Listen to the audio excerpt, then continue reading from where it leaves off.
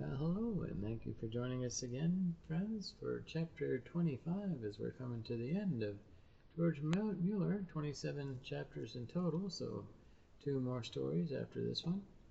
Let's take a listen and see what happens in Chapter 25 on the life of George Mueller.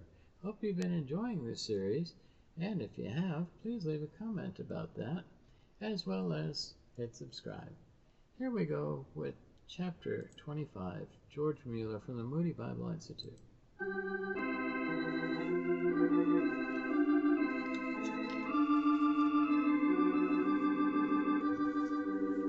We greet our friends everywhere with Chapter 25 of To Ask No Man, the story of George Mueller's incredible adventure with God.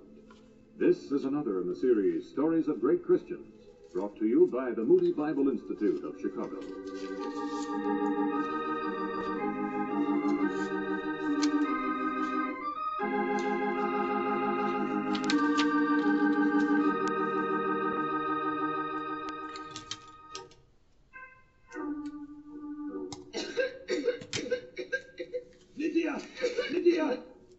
Lydia!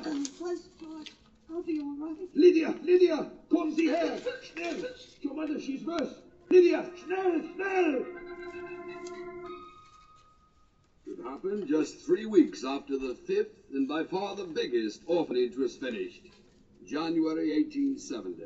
Stay with her, Lydia. I'll get the doctor. With his 2 new orphanages built, George planned to house 2,000 boys and girls on Ashley Downs. He'd reached the pinnacle of his life. It seemed quite as if everything else along the way had been building up to this. He'd achieved what he'd always wanted, a great, tangible monument to God's faithfulness. And then, Daddy, hurry! for months, Mary had a cough.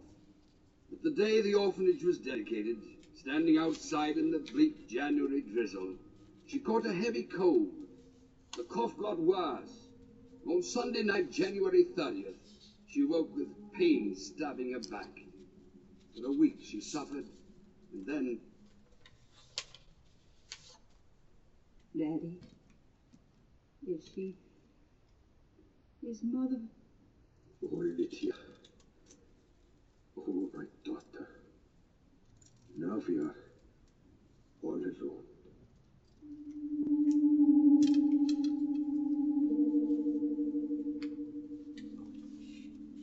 And on February 6th, 1870, George stood in the Gideon Chapel and preached his most unusual sermon.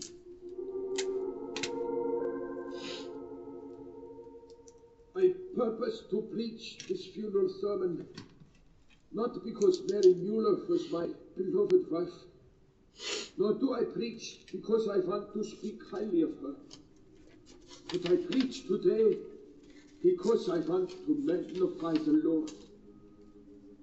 He gives her to me. He leaves her to me so long, and he takes her away from me to himself. Her whole life was blameless, so it is good that we ponder together the lessons her life should teach.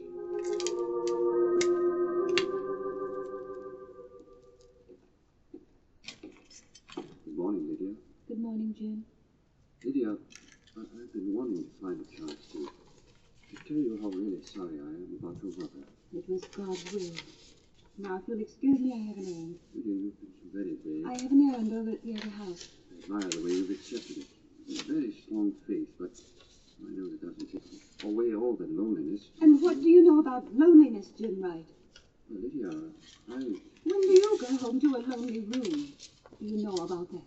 You go home to a cozy supper and somebody that's always there to love you. How does it feel to have 1 or 2 people to lean on a little to ease the loneliness that's always there, and then have one of them snatched away? Jim Wright, don't talk to me about that kind of loneliness. You don't know about it, and you never will. Lydia, your father wanted to see me in his office. I think perhaps I'd best go in. I think you'd better. I'm sorry, Lydia.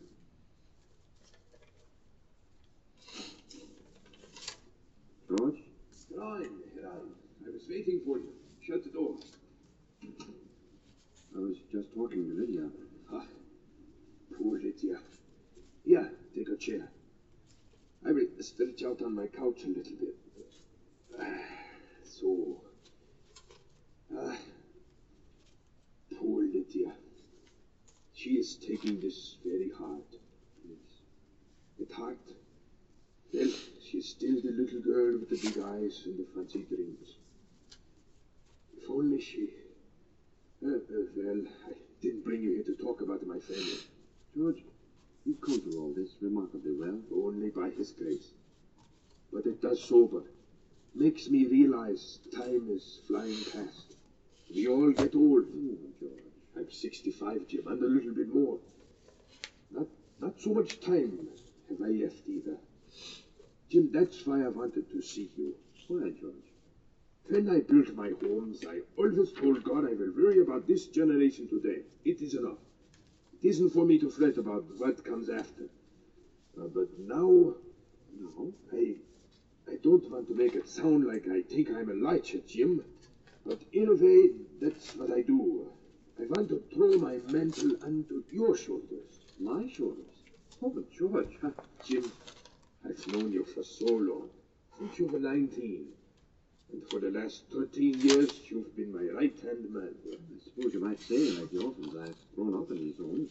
Grown up spiritually, at least. Grown up enough to take over if anything should happen to me, even tomorrow. But young enough to be my son. Only 7 years between you and my own Lydia, Jim. You're only 45. Young enough to outlive me for a long time. Oh, please. George, It isn't pleasant business, I know, but it must get done. Well, Jim, what do you say? You want me to take over this gigantic organization when you... Yeah. Take it over and run it. As you would run it. It's a big order. That's not what I ordered, Jim. What? Never the way George Mueller would run it. The way God himself would run these homes. That's what I asked, Jim. Still a big order. Well, I don't know, George. I don't think I'm big enough for it. Your humility makes you big. Well, for one thing, I don't believe I have your faith. I honestly don't. That comes from God. You ask if you want it badly enough. I don't know. Besides, I'm not the businessman you are, George. You have a natural shrewdness. I'm more of a plodder. I will teach you. There's still time. Well, maybe, but I wonder. Something else? Yes. Your wife? Yes. I know what she'll say. No. Well, she believes in the work. Never object to my helping you, but well, she's timid. Your health were better. Talk to her, Jim. I will, but I know already what she'll say. I'd be chancing our security if I were to take on the whole burden here. Then you can't say yes. Not now, anyway. I'd talk to her. And pray. Jim, I know you're the one. God has made it so very clear. Then she'll work things out. We both believe that, don't we, George?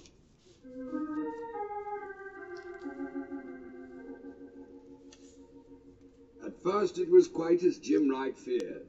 I suppose his wife had seen enough of old George's daring leaps of blind faith, and she was determined that her husband wouldn't jeopardize their security by trying to walk in his footsteps. But finally she did give in. George officially appointed Jim Wright as his successor to take over at George's death. About 6 months later, another tragedy quite unexpectedly struck the orphanage staff. Jim? Oh, good morning, Lydia. Like some help carrying those blankets? Jim, I just wanted to say I'm sorry. There you are, Lydia. Look here, I'm going off in your direction. Can't I carry I'm those? awfully sorry about your wife. I know these must be terrible days for you, Jim. Well, I found out about that loneliness, Lydia. Oh, I'm sorry for that too, Jim. Sorry for being so awful that day. You had to strike out at somebody. I just happened to be the one that was in your way. I don't know. Jim, if you believe it's all part of a pattern, that helps some. When you get the loneliest, well, sometimes God seems to be standing right there in the room with you. I know. It isn't just mothers dying. I think I was always a little lonely. Perhaps we all are. And, Jim, something else helps, too. What's that, Lydia? Hard work, lots of it. The kind of work that makes your arms ache.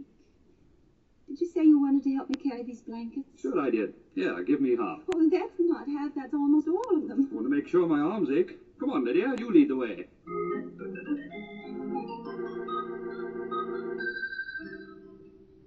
A year went by, a year of very hard work for everybody who'd anything at all to do with the feeding, clothing, and educating of the 2,000 children on Ashley Downs.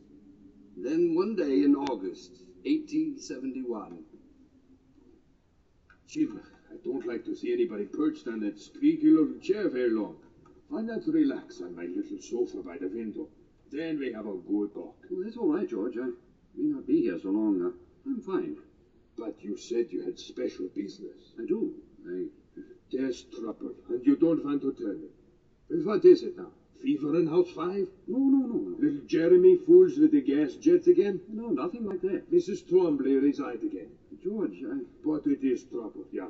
No. I read your face like a book, Jim. No, not trouble. At least, I hope. Jim, what ails? Mr. Mueller, George, well, I never thought I'd be sitting in this office saying what I'm about to say, but... Yeah. George, Mr. Mueller, Father... Father? Well, I want to ask you, George, I want to marry Lydia.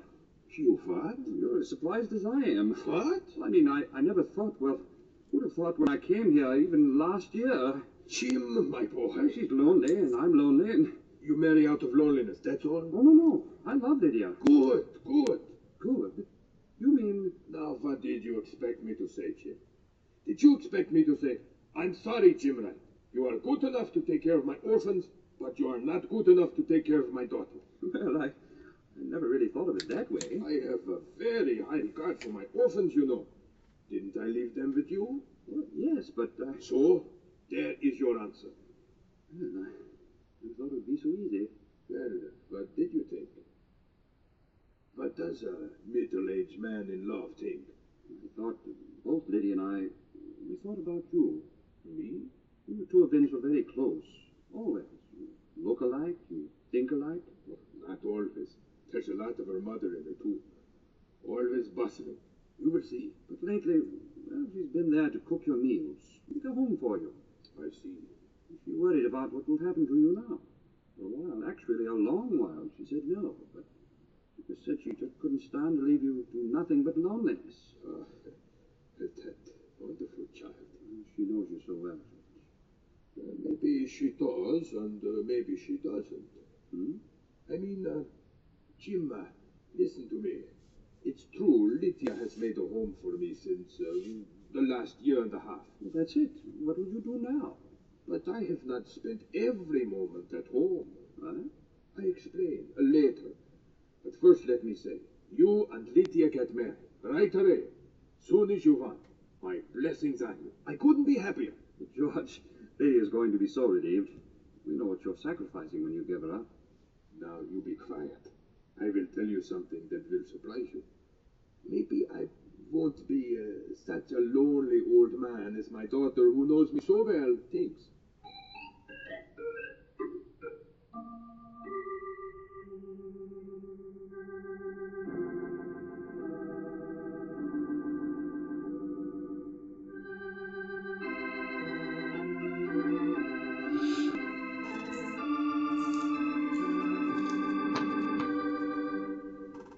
And so we conclude Chapter 25 of To Ask No Man, the story of George Mueller's incredible adventure with God.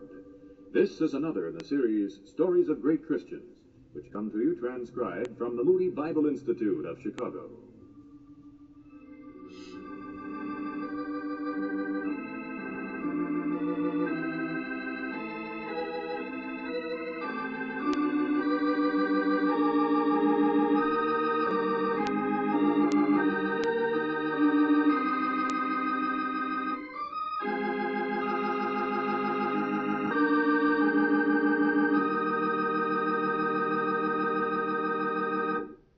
Well, that was an interesting twist. Was any of you out there expecting that? We knew Lydia needed a man and needed to get married. But to think it would be George's right-hand man all this time, after his wife passed. Wow. The Lord has an interesting way of working, doesn't he? Well, thanks again for tuning in. Lord keeping me around, Lord keeping you around. Tune in next week for the conclusion of George Mueller's chapter 26 and 27. Let's see how the Lord walks George into his heavenly presence like he did his wife. Till next time, you have your eyes on the Lord and focus to walk with him, just as George did, in faith. We need faith to live out the Christian life. No way we could do that on our own. No way.